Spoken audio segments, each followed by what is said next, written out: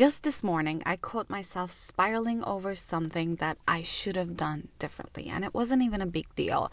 I skipped a class and apparently I canceled it right after the window of refund was closed. So I couldn't get my money back. And I just called them and I was like, I would rather go to the class than lose this money. They said no. So it just didn't happen. And my brain wouldn't let it go. I kept thinking, I kept replaying it. I felt very guilty. I was like, why did I do this? Why didn't I just get up and go? And I should have gone. Let's be honest here. Definitely I should have gone. And I learned the lesson. I can let go now. I'm not going to cancel after the refund period is closed. I'm going to pay attention. But there's nothing else I can do. I did what I did. I can't let this get to me for the entire day because my time is gonna go to waste. I know because it has happened before, and I'm sure if you clicked on this, it has happened to you too. This kind of overthinking and regret is a trauma response when you've been through things, whether it's childhood wounds, betrayals, or just years of pressure to always make the right choice, always be perfect. Your brain develops this pattern of regret and guilt and overthinking. And we're going to dive into this in this episode. By the way, hello. This is the Upgrade by Sedaniore podcast. Regret and guilt aren't just emotions. They are your nervous system trying to protect you from messing up again. Because you know the consequences and now your brain is trying to protect you. But the response is so big for something so little. Like, okay, I canceled. It was not big of a deal. It wasn't like $100 or anything, but still. So your nervous system, even though it's trying to protect you, instead of helping, they keep you stuck. And today we're gonna break that cycle, okay? Stay with me. I'm gonna tell you all about why you're doing this and how to get out of this cycle. So let's talk about the guilt spiral first. Guilt tricks you into believing that thinking about something will change it. Literally, let's be honest. Your brain keeps playing different scenarios over and over again in your head as if you have the power to change the past. But you don't. You don't have the power to change the past. And you gotta remind your brain that you don't. Our brain loves to fixate on the past because it feels like control. But it's a total lie. Instead, you're wasting your time thinking about something that you cannot change. And you're wasting the time that you cannot get back. And then when you look back on this, you'll be like, why did I spiral about this all day? It was not necessary. And I should have done something differently. Now, you're going to regret also overthinking the regret of something else.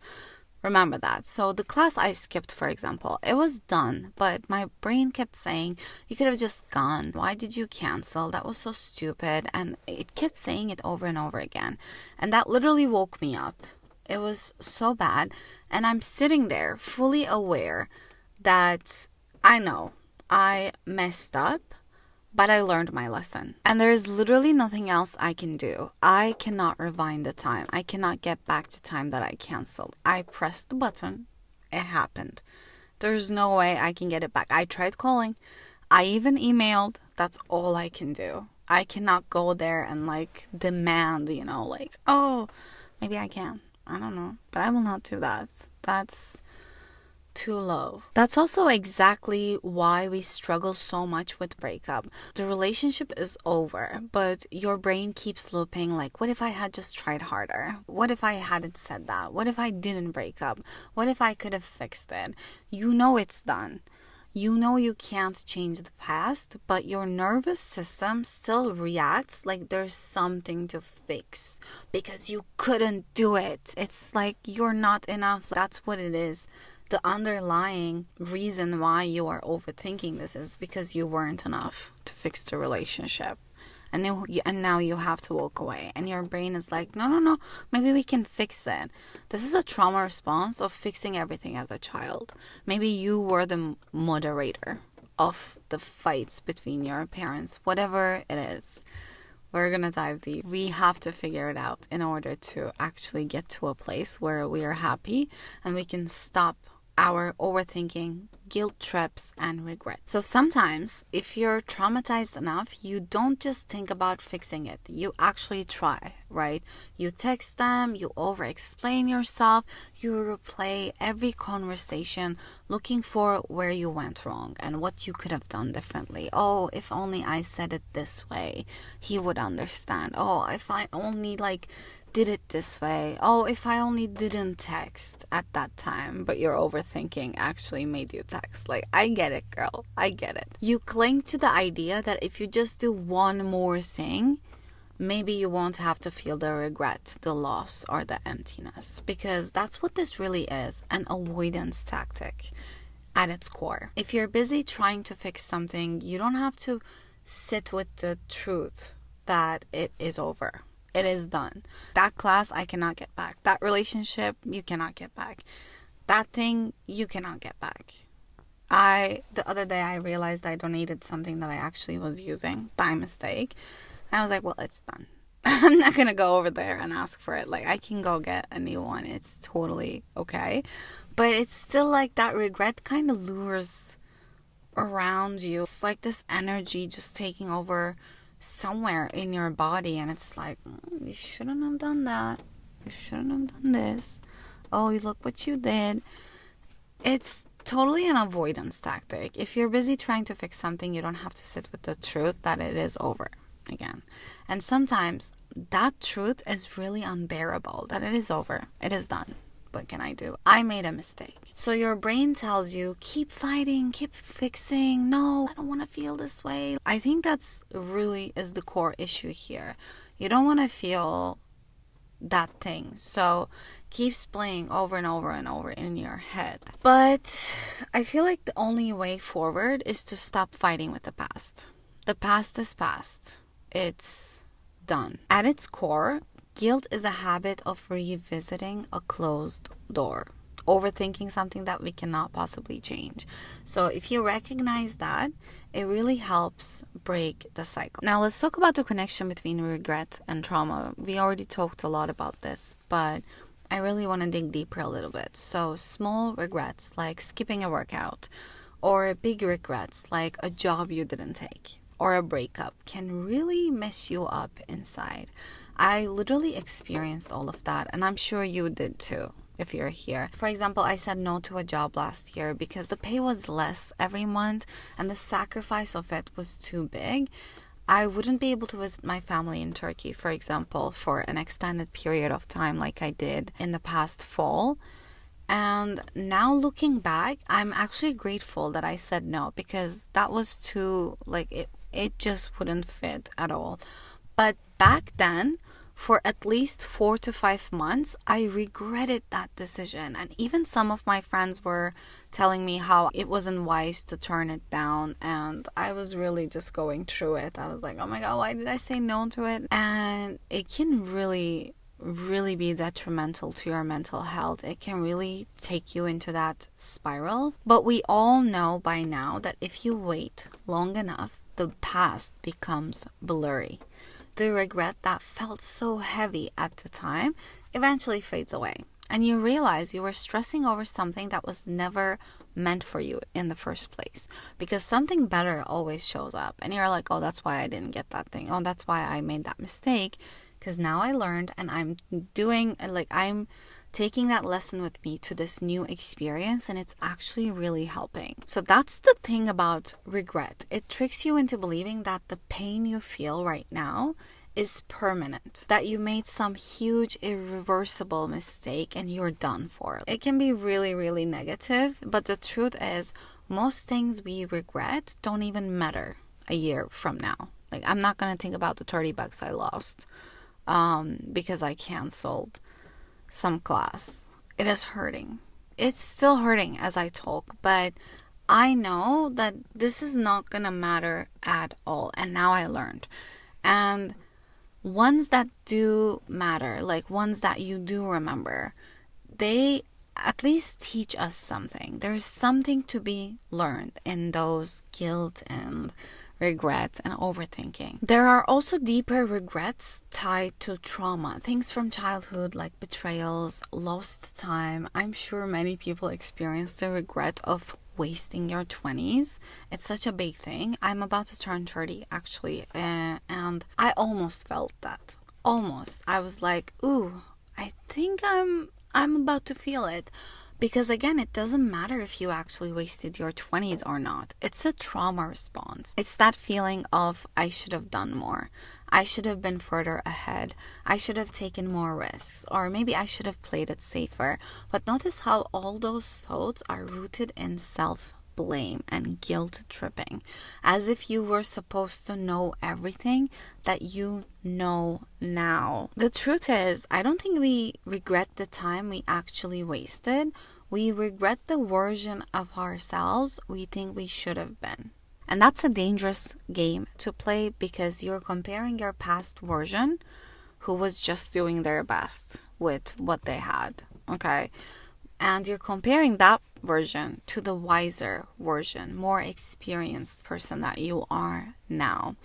And in the future, even though you're going through this regret of whatever you're going through, breakup, canceling a class and not getting a refund, the future version of you is going to be wiser because they're going to have this experience under their belt. And I really want you to remember that even if you did waste time, even if you made mistakes, so what? So what if you, let's say, spent 3 years in a situationship with a man who doesn't text you back? So what if you blew up all your savings into a business idea that failed?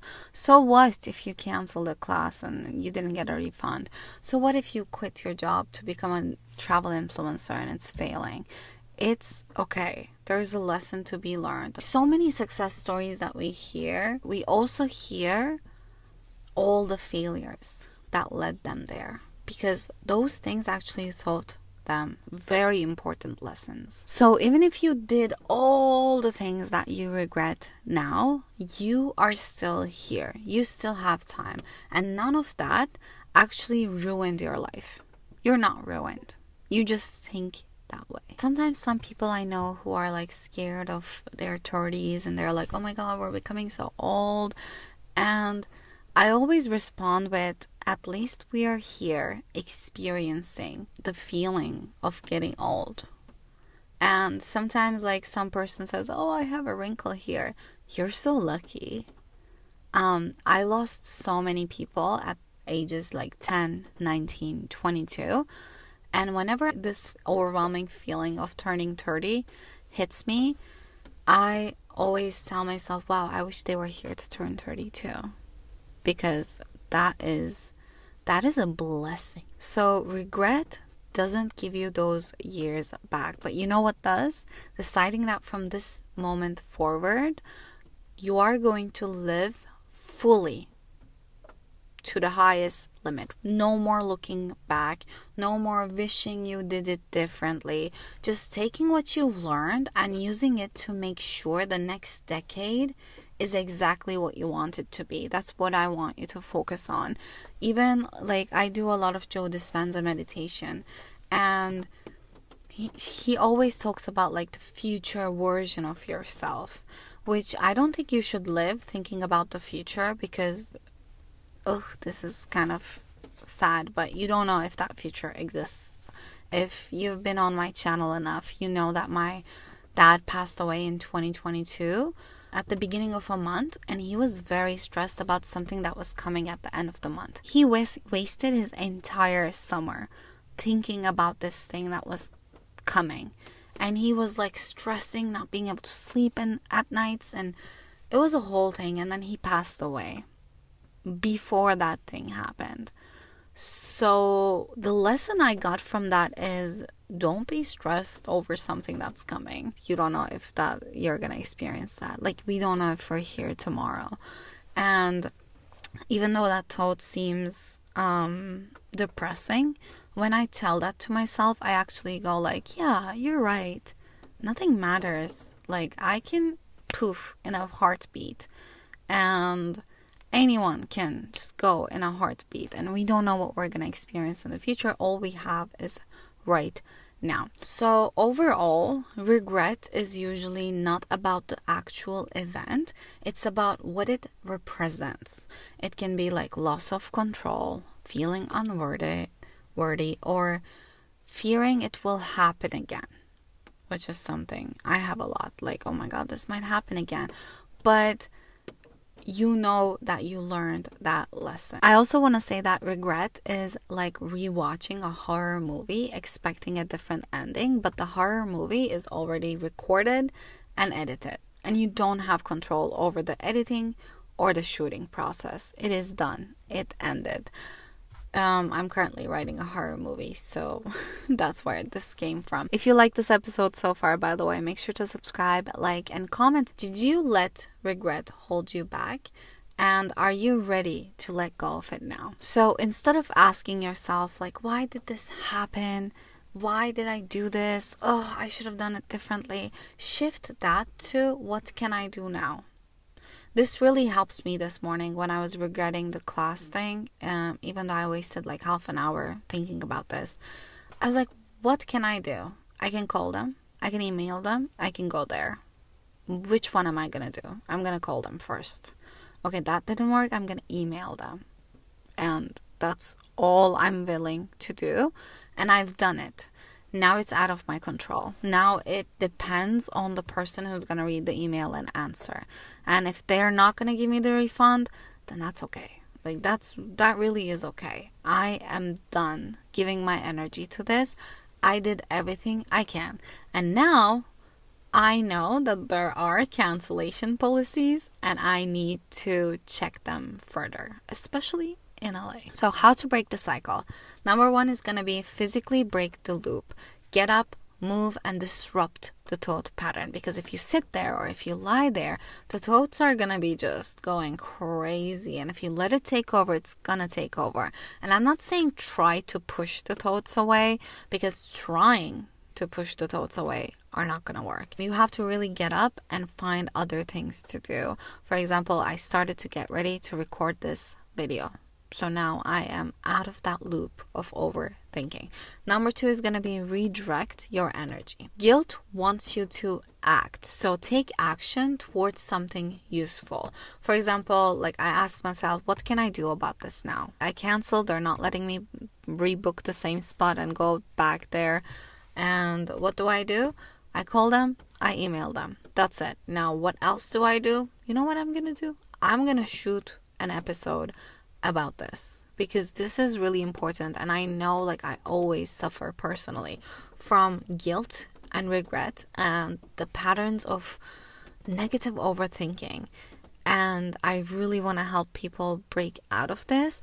And it's not something magical where you just break out of it and it's done. You go back, you revisit what you learned, and then you apply them again and again and again. That's how life is. It's not like magically I am not overthinking anymore. I am so much better. No, for a week you will be. And then you will think again. And then you won't again. And then you will think again. That's the cycle of life. And then number 3 is going to be make a decision and then accept it. Because regret thrives on being indecisive. If it's done, it's done. I sometimes play like healing frequency music and try to get out of my head, and I read a book and I really just move on because I've accepted this. When the email comes back, for example, for this class refund thing, I'm going to read it and I'm not going to be affected by the consequence, because I am now done. I accept that I've done everything that I can, and that's it. So let's say like you're getting ghosted. One of my friends actually just went through this. She's being ghosted and she's like super stressed if like the person who's ghosting her is okay. And I was telling her like they're okay. Like, you know what I mean? She was just overthinking it. And I was just like, okay, let's write one last text and then accept it. If she doesn't respond, she doesn't respond. If she does, great.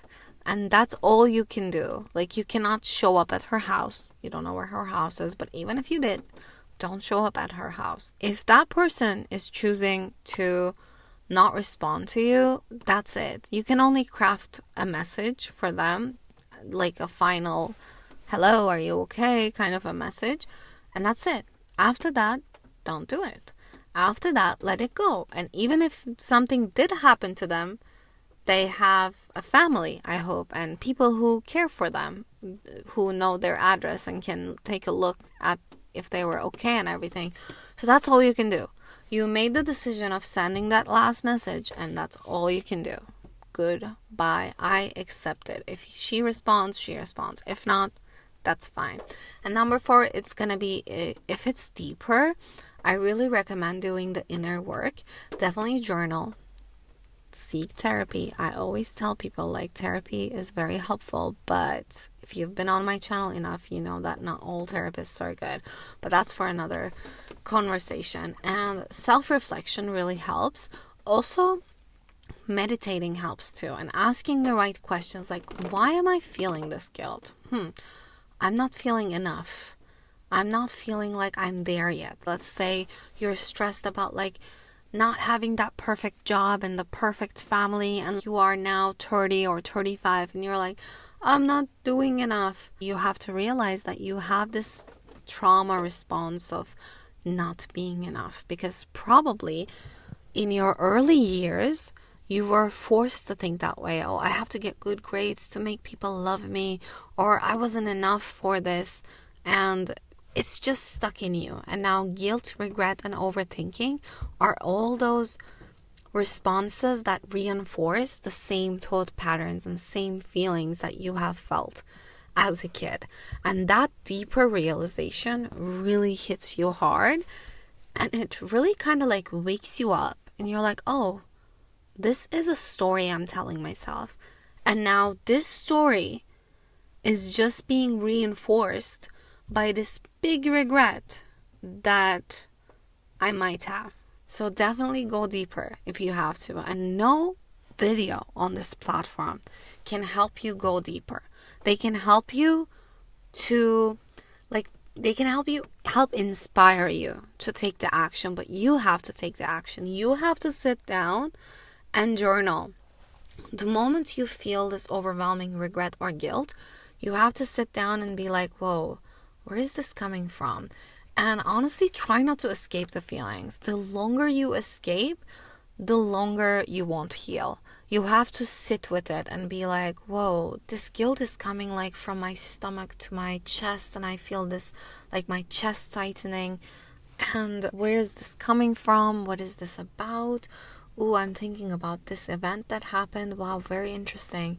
Do I regret that happening? What's going on? Like, be curious with your thoughts and your feelings. So remember that regret is a trap that keeps you stuck in a life that you've already left behind. You've already said goodbye. Like, I canceled that class, and that's it. That's it. I'm no longer canceling any classes. I just shouldn't do that. I learned my lesson. So now that's a past version of me. Literally this morning. And it's still morning, by the way. This was 2 hours ago. But I'm like, I left that version of me behind. Now I am wiser. Now I know. I got the lesson. So you don't have to keep replaying it over and over in your head. As we said in the beginning, you cannot change the past. And you should really accept that you don't have the power to change the past. Even if you said something stupid to someone very important, let's say, because you know, sometimes we overthink. Like, so many people I know, they always overthink. I overthink. Oh, I said this like very stupid thing to someone. I shouldn't have said that. Oh, that probably makes them think less of me. No, nobody goes home and thinks about what you said to them. That's only you. Remember that. So if this resonated with you, share this episode with someone who needs to hear it. Make sure to subscribe for more, because I post every Sunday, and I'll see you next week.